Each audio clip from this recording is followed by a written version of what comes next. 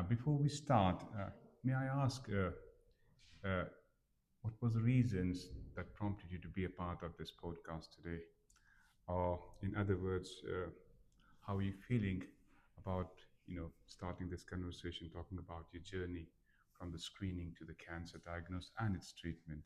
How are you feeling about it? And I'm absolutely fine. If my participation, obviously with yourself today, helps somebody else to understand through the journey that I had, possibly what they could expect or they may need to look for, mhm. if that helps, that's fantastic. Thank you very much for that.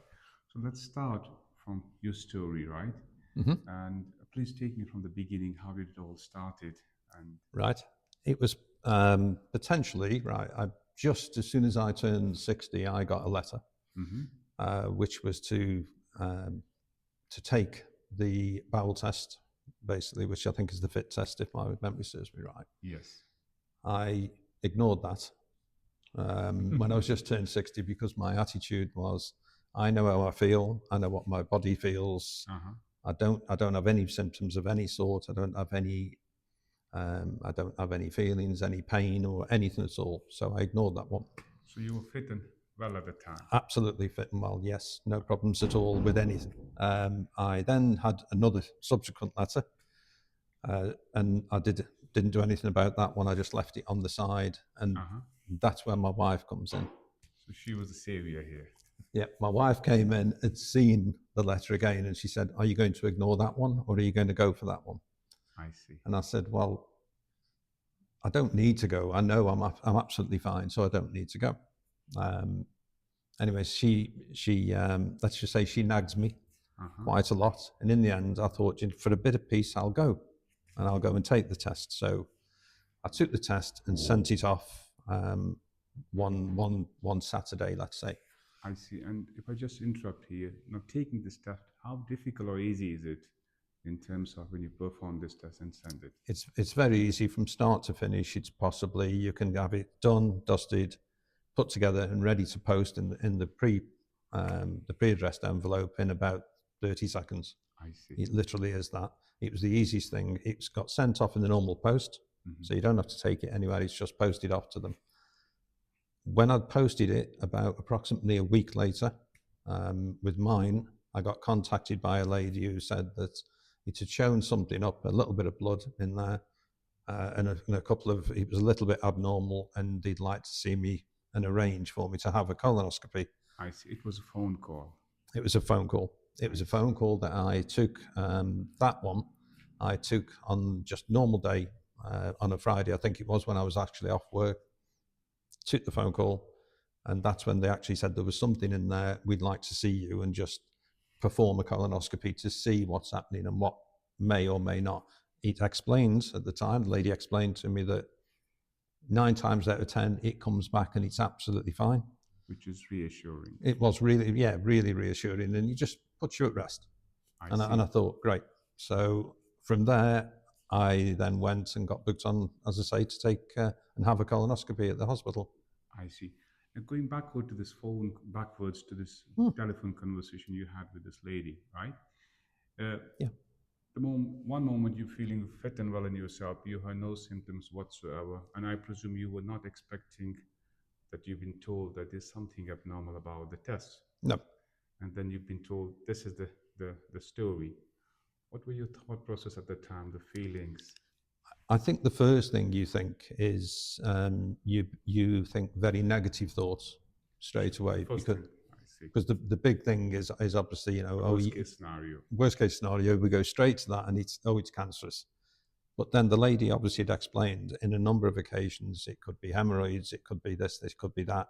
And in quite a few cases, and I believe she said 9 out of 10, it's normally absolutely fine. I So we see. just want to sort of put your mind at rest and get this sorted out. Absolutely fine with the phone call. It was great. And you mentioned this to your other half that you had a phone call. I did. I went through to my wife, who was of the same opinion as myself, which was, we'll just go and have it done. It'd be fine. It's fine, you I know. see.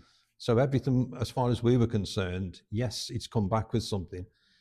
What I did do, sorry, is I was annoyed at first when it came back to, and the lady phoned me and said there's something wrong. I blame my wife. I blame my And what wife is? straight. If you hadn't nagged me to go, none of this would have happened. I see. Not realizing now, Looking back what at I it, know now, yeah, and what it actually did do that day. So I see. I can. And we're going to talk about that as well. So just to remind our viewers, obviously, so this is an initial bit of the yeah, screening, and the majority of the the, the patients who are eligible for this screening, and it mostly ends at that level.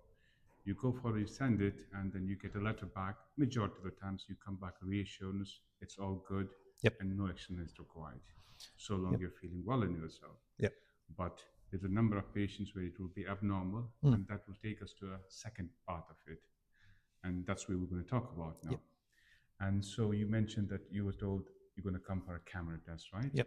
And please tell me what happened then thereafter. Yeah, I went. I had that during the colonoscopy or just afterwards. It had been performed, which is very easy routine. It's 20 minutes. Excuse me. There was no discomfort at all about having that done. And afterwards, the gentleman said, "We've removed a small polyp. Mm-hmm. I'm sending it off. Obviously, that'll have to go to the lab to be analysed, and whatever comes back from that, we'll then get in touch with you." I see. That happened. Um, there was, as I say, there was a small polyp. It was about 11, 12 millimeters that was removed. It was sent off, and after that, I got a phone call again from a lady named Heather, I see. and Heather then rang me over the phone, and that was the bombshell sort of telephone call that you're going to get. And that was, I remember it vividly. It was on a Friday. I was at home because that was my day off. I see. And on the Friday, the phone call came in, and the lady explained who she was, and she's part of the colorectal team at the hospital, I see. and proceeded to tell me that they checked it had been to the lab, come back, and it was showing cancer cells in it. That obviously was a shock. You go into a void, mentally into a void. You sit there and you've just been hit with this news and you don't know what to do with it. It's yes. It's just what do I do now? So you gather your thoughts for probably 30 seconds or a couple of minutes between that time. Went through to my wife, sat down and explained it straight away exactly what they'd said. And she just turned around and the very first words were, "Well, at least it's caught early." So And she was reassuring straight you. up, yeah, she brought back reassurance to it and some normality to it that yes, she's probably right. It has been, as far as I know. My thought was I should have had the first test done rather than ignore it. I see. Even though the different time wasn't much, but still, you It count was everything now. at that time I didn't know what that initial lapse of taking the test had done. So So it's the same Steve who, in the beginning, was very reluctant to have a test and very were quite, not keen to do it. bravado almost, Exactly. I'm a man. We I don't see. need to have those things done. We're fine. We And we're talking about a Steve who's thinking, oh, 2, 3 weeks of delay, and he's cursing himself. Why didn't I go sooner? yes. And I can imagine, right?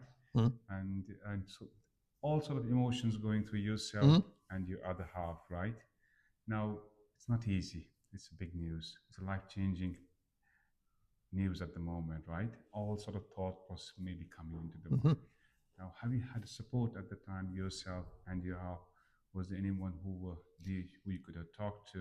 Yes. The colorectal team immediately, as soon as you speak to the colorectal team, they put your mind at rest. I see. And I think the comment is something along the lines of, "We'll be with you all through this journey. We're there. The phone, we'll answer the phone. Ring us anytime. If you can't get us, ring this number." Hmm. They were brilliant, absolutely brilliant. I see. So yeah, And looking back at it now, what would you say? How were you mentally? In what space? Obviously, it was not an easy thing to do, but mentally, did you needed any more help at the time? Did you think you would have probably gone to your GP if you had needed any support or any counseling, or was that not? Or you were now, onto the process treatment and you're focused on that. I personally, I felt as though I didn't need any more support. I felt the support that had been offered to me was enough. There was certainly, excuse me, people that I could have got in touch with straight away. They'd given me a few options of people that I could have rung. I suppose if that wasn't there for any reason, or I couldn't have rung those people for whatever reason or got in touch with them, I would have gone to the doctors and sort of spoken to my doctor and said, look, this is where I am at this moment in time. You know, I've got an issue with it. Can you help? I see. And now you're the Steve who a few weeks ago was on the go with his work. You mentioned you were working in a Yes. was it automobile you were saying? Yeah, I used it. It's a car supermarket, I basically. see. And then nothing else wrong with the health, and all of a sudden things have changed. Whole situation has changed. You are having to adopt to this new life of yours, whereby the primary focus is the treatment and how we go about it, and what future holds for Yep. you. Now, how was the day-to-day life now while you were having to navigate through this, going through the treatment? So tell us a bit more about what was happening. How was life like at the time? Yeah, life. It wasn't that hard. I think what you have to do is, the moment you've been told something like that, I'm the sort of person who will just take that in and say, right, how am I going to deal with that? What do I need to do, or what do I need to change, or what help do I need sort of to help me change with that? Luckily, the work, so my work and my employers were very, very good. I certainly had the time to go and take any appointment that was needed. It was just an automatic, just take whatever you need to do that.